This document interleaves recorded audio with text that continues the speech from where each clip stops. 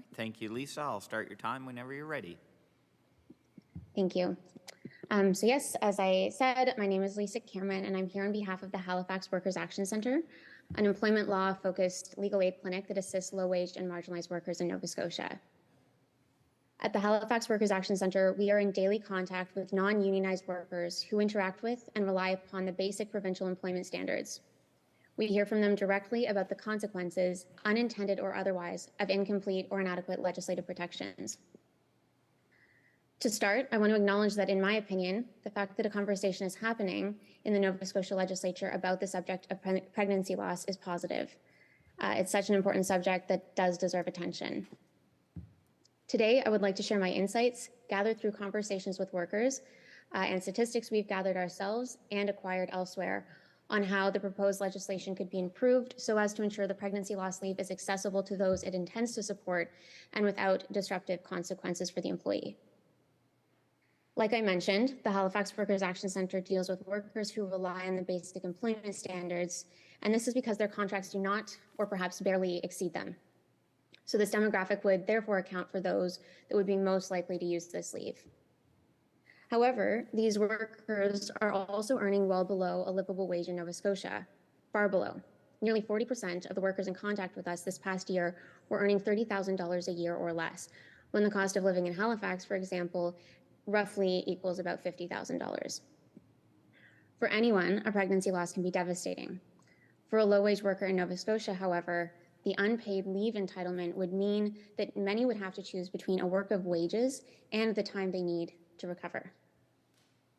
We already learned in COVID that low-wage workers are likely to forfeit unpaid leave and instead go to work because the loss of income is unmanageable. And this is really unsurprising when we look at the exorbitant and rising cost of food, housing, childcare, and other basic necessities in Nova Scotia.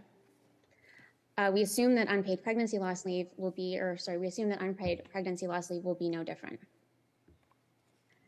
Secondly, in order for an employee to take the leave and for the employer to approve the leave, the employee would be forced to reveal their pregnancy loss to their employer in some way or another. We at the Halifax Workers Action Centre are well aware that this comes with major risks to the employee. Termination following an employee disclosing a pregnancy or an intention to become pregnant to an employer, or an employer otherwise learning that the employee is pregnant or desires to become pregnant, for example, is a concern that we often hear at the Halifax Workers Action Centre. In one case, a worker disclosed her desire to become pregnant to a coworker. A male manager overheard the conversation, and she was fired after 3 years of stable employment almost immediately. Busy parents, particularly mothers, have been historically viewed as a burden on workplace productivity. When a worker is forced to disclose something intimate that the employer has information, that may motivate them to take action against the individual to protect their bottom line. And that is dangerous and can lead to very discriminatory outcomes. Some of our top complaints that we hear include wrongful dismissal, disability discrimination, and gender discrimination. Pregnancy loss leave, if not handled with enormous care, could force workers to interact with all of those legal dimensions. Before I end, I wanted to share that it was a pregnancy loss and the way in which it was handled by my employer that caused me to join the labor movement 5 years ago. During a super difficult personal time, I submitted a medical note to request time off in order to attend and recover from a painful surgery. My employer agreed to the time off, as it was their legal duty to accommodate me. However, they had other ways to make things very difficult, and that included having 5 male managers hound me for what ultimately became 4 different medical notes, each with increasing personal detail, all to substantiate a very brief workplace absence. And it almost forced me to disclose the nature of my issue, something that they had no right to know. Luckily, I had a doctor who was a good advocate. Many people don't. In Ontario, where I worked at the time, likewise in Nova Scotia, there remains no limits in Nova Scotia on an employer's ability to request medical documentation of employees who need unpaid medically prescribed time off. So to finish, I would like to state that it is the opinion of the Halifax Workers Action Centre that the best way to allow working people to recover from pregnancy loss would be to legislate instead 10 permanent employer-paid sick days, as well as impose limitations on an employer's ability to request medical documentation of employees seeking short-term work absences. This way, the employee is not forced to disclose a pregnancy loss to an employer, Otherwise, this raises massive concerns about privacy. The employer is not tempted to discriminate against the individual, and therefore, the employee is not left to seek legal remedies retroactively, which is a process that we here understand to be very burdensome. The employee is not forced to choose between wages and recovery. And the already burdened healthcare system is not overrun with medical note requests, which really have no other purpose than to satisfy an employer's administrative need, and which we know for a fact can be used punitively. And despite what you may think, employers benefit from this too. Workplaces function best when employees are cared for, and this is something that we know. We also know that workers do not abuse paid time off leave that they are entitled to.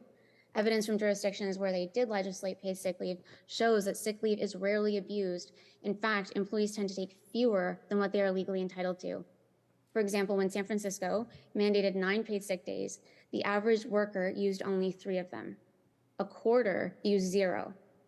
When New York City mandated paid sick days, a survey of employers found that 98% reported no known cases of abuse. Workers treat paid sick leave like insurance, only to be used when it's needed. And while there's no evidence that workers widely abuse paid sick days, there is extensive proof that paid sick leave benefits individuals, as well as their families, their workplaces, and their communities. Thank you. Thank you so very much for your presentation and taking the time today. I'd like to ask if there are any members of the committee that have any questions. MLA Burrell, please.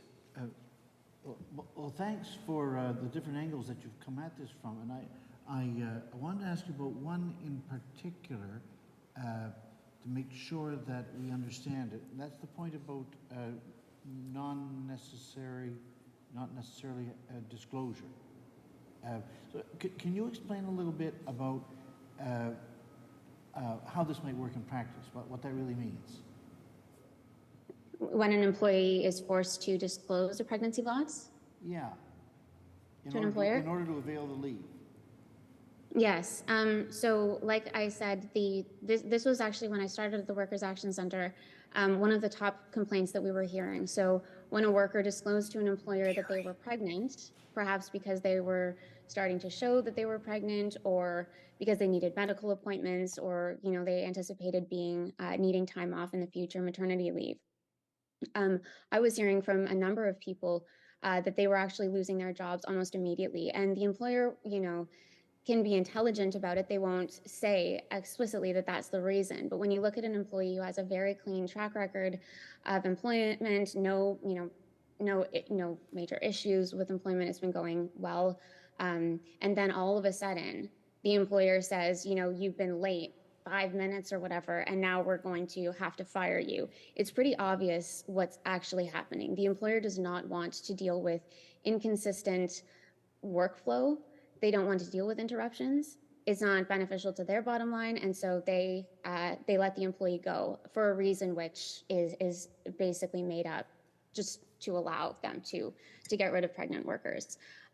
So in this case, when you're dealing with pregnancy loss, I'm anticipating that you'd have people who may be trying to become pregnant, who are basically forced to explain, oh, this is my future plan with my family. I want to become pregnant. I lost a pregnancy. Please allow me this time off. Well, then the employer is able to gather information that, frankly, they should not be entitled to about that person's intentions as far as pregnancy, as far as their bodies go. And obviously, this will disproportionately impact people based on gender as well. Thank you very much. Any further questions? Thank you so very much for your time today and taking the time to come to present to us. Have a great rest of the day. Thank you. Okay, that concludes our presenters on Bill